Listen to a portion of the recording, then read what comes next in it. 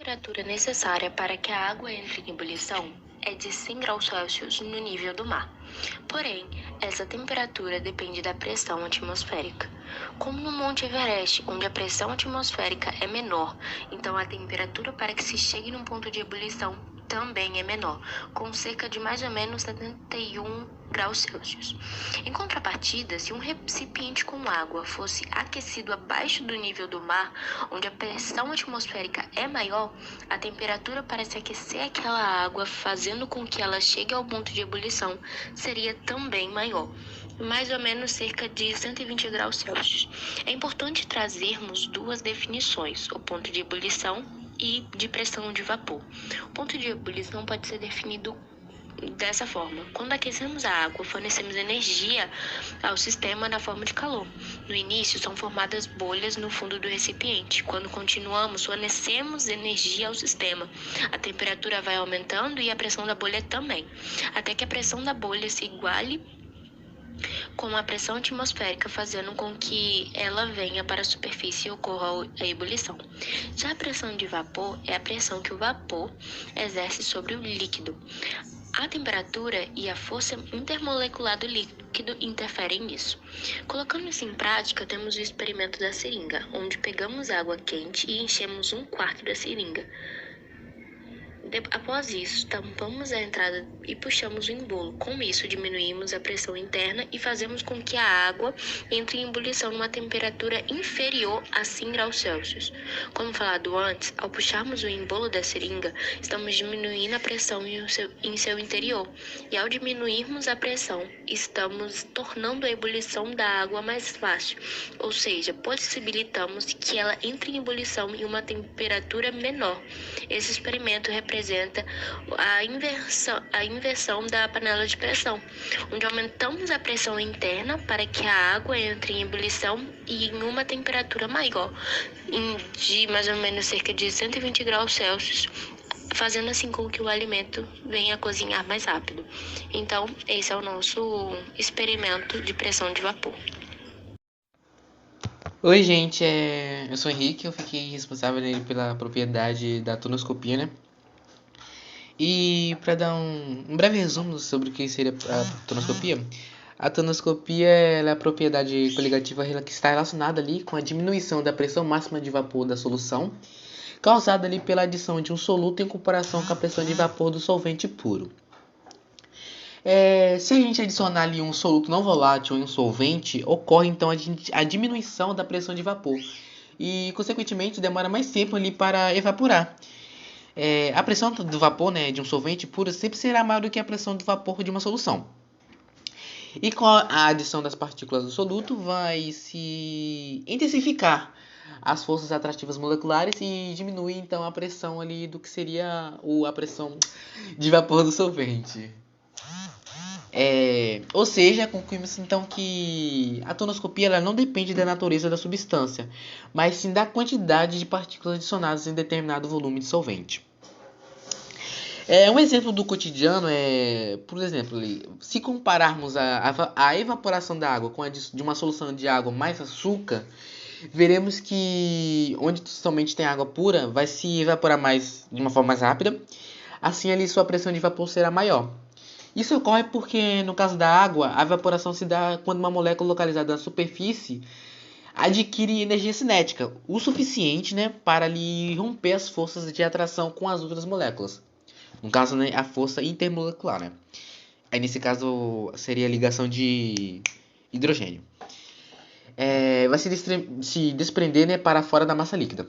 Entretanto, ao se adicionar um soluto não volátil, como o açúcar, né, nesse caso, por exemplo, vai aumentar ali as interações entre as moléculas das espécies químicas presentes, dificultando então a evaporação. Então, o experimento, né, escolhido por mim, né, para explicar a propriedade da tonoscopia foi o ovo flutuante. Vai se precisar ali, a gente vai precisar de 2 copos, 2 ovos, é claro, sal e água. E uma colher também ali para pegar o sal. É importante identificar, né, os 2 copos, né, um água e o outro água mais sal. adicionar a água ao copo, né? Encher até metade do copo já é suficiente, né? E adicionar em um copo você vai adicionar sal. Em uma grande quantidade, né? Pelo amor de Deus. E, por exemplo, eu adicionei umas 5 colheres, bem cheias, 5 colheradas de sal. Vai mexer, né? Vai mexer bem, né? Misturar ali. E vai então colocar um ovo num copo somente com água e um ovo no copo com água mais sal. É importante também lembrarmos que todas as substâncias possuem uma importante propriedade física, né? Que é a densidade.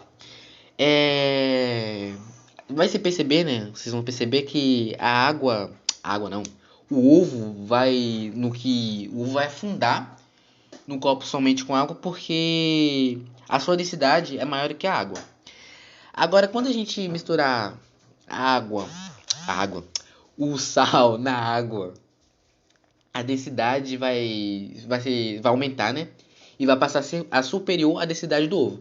Então, logo, o ovo vai flutuar em água muito salgada. E também tem uma experiência, né? Pesquisei, tem uma experiência muito idêntica, né? Parecida com essa, que vai permitir você saber se o ovo está fresco ou velho. É bem, é bem interessante, né? Tipo, quando o ovo ele é fresco, ele vai afundar na água. Durante o envelhecimento do ovo, vai ocorrer diversas reações químicas no seu interior, que vai fazer com que a densidade dele se diminui. Ou seja, quando o ovo está velho, ele vai flutuar em água. Ovo fresco afunda, ovo velho flutua. É isso, espero que vocês tenham entendido. A crioscopia é uma propriedade coligativa que estuda a diminuição do ponto de congelamento do solvente presente em uma determinada solução após a adição de um soluto não volátil.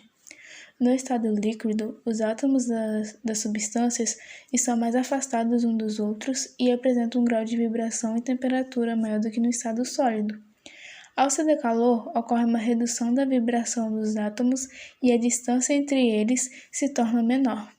Esta redução provoca um aumento das forças internas, e se continuar perdendo calor e sua temperatura atinge um determinado valor, o corpo irá se solidificar. No estado sólido, a substância apresenta maior organização entre seus átomos estruturados numa rede cristalina. Continua apresentando movimento de vibração, contudo, este ocorre em torno de um ponto médio.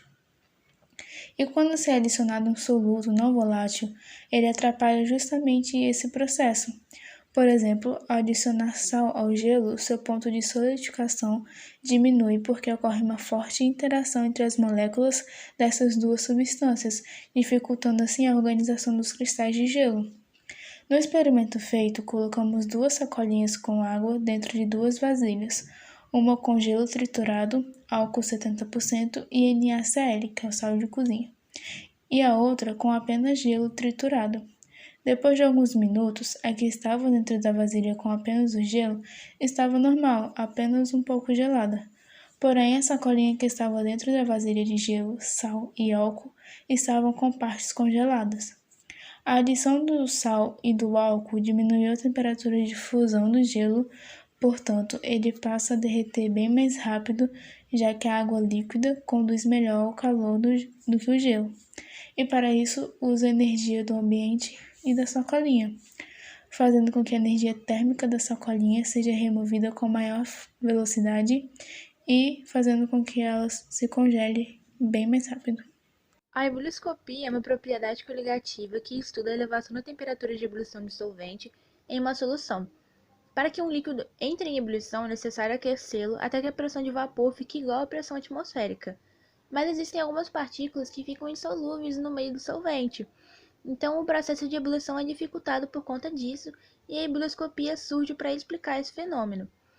Ela foi estudada pela primeira vez pelo cientista francês François Marie, e em seus estudos ele desenvolveu uma fórmula que é ΔT é igual a T2 menos T, onde T é a temperatura de ebulição da solução e T2 é a temperatura de ebulição do solvente. Então, agora trazendo um exemplo do nosso cotidiano, trazemos o preparo do café, que em nível do mar, né, a água atinge o seu ponto de ebulição a 100 graus Celsius.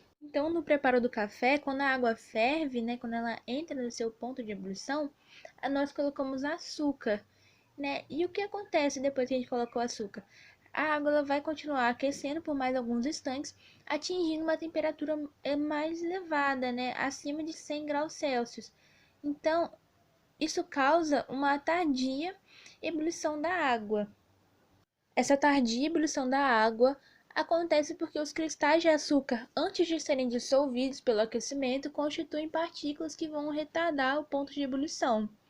Então, concluindo, o ponto de ebulição de um líquido ele é elevado pela presença de um soluto não volátil. E o novo valor do ponto de ebulição é diretamente proporcional ao número de mols da solução. E essa relação entre o efeito ebulioscópico e a concentração da solução ficou conhecida como Lei de Holt. A osmometria é um tipo de propriedade coligativa que faz o estudo e a medição da pressão osmótica nas soluções.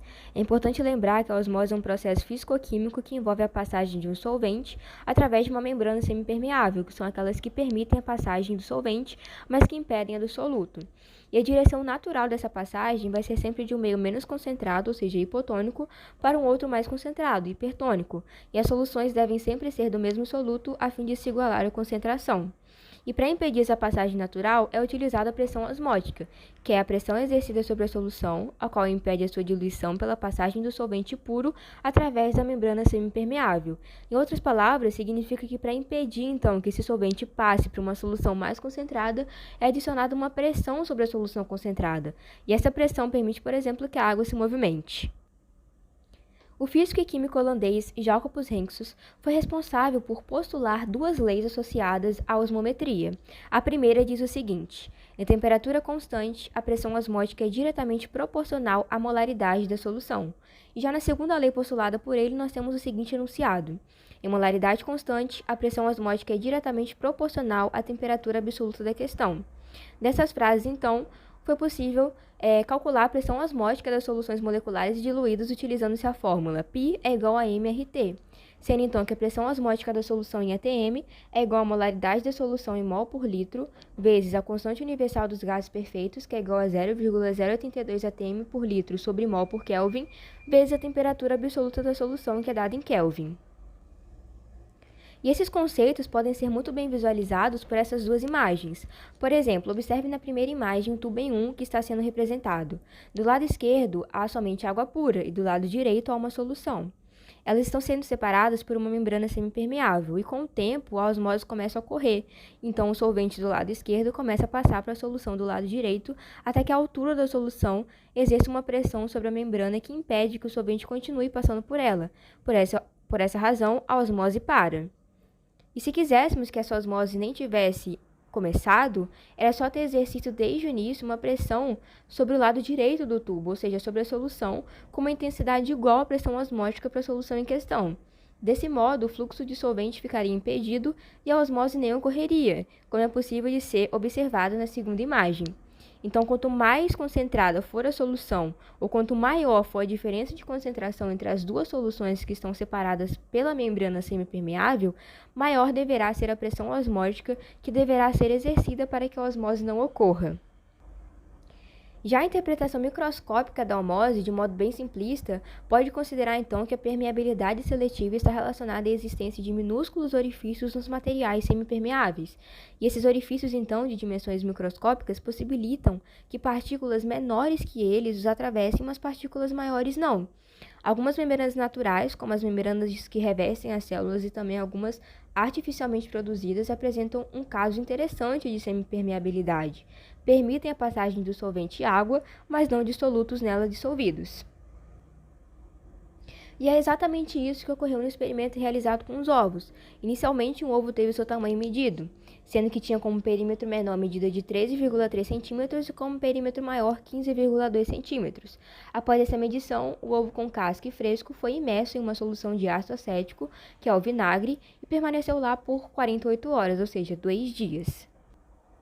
A explicação para o que ocorre é que a casca do ovo é formada por carbonato de cálcio, que é um sal presente também no calcário, gesso, mármore, giz, corais, carapaças de animais marinhos, entre outros lugares. Já o vinagre, por outro lado, é composto por uma solução aquosa de ácido acético, geralmente a 4% em volume. E todo carbonato de cálcio reage na presença de ácidos, gerando gás carbônico, que é o CO2. E no caso do experimento do ovo no vinagre, isso pode ser observado pela efervescência, ou seja, pela formação de bolhas ao redor da casca do ovo, que pode ser observado na imagem.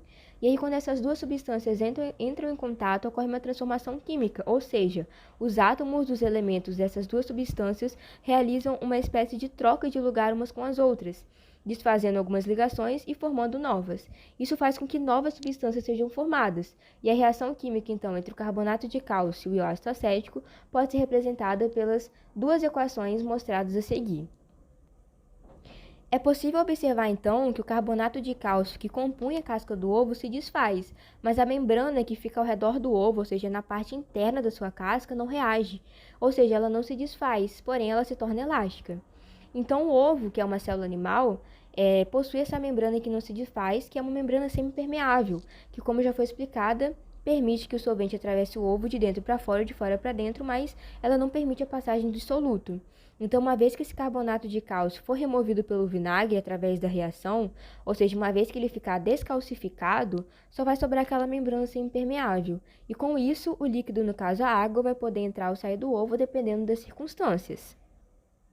Portanto, o que ocorre é um fenômeno da osmose, sendo que a água sai do meio menos concentrado, que é o vinagre, para o mais concentrado, que é o interior do ovo. E tudo isso também resulta no aumento do tamanho do ovo, ou seja, ele vai ficar inchado justamente por esse deslocamento da água para dentro dele. Isso também foi comprovado no experimento, pois os perímetros do ovo aumentaram, sendo que o perímetro menor passou para 15,9 centímetros e o maior para 17,5 centímetros. E aí, para efeitos de comparação de tamanho, eu tirei uma foto do ovo do experimento ao lado de um ovo normal com perímetro muito semelhante ao perímetro inicial do ovo do experimento e a gente pode ver como ele realmente aumentou de tamanho.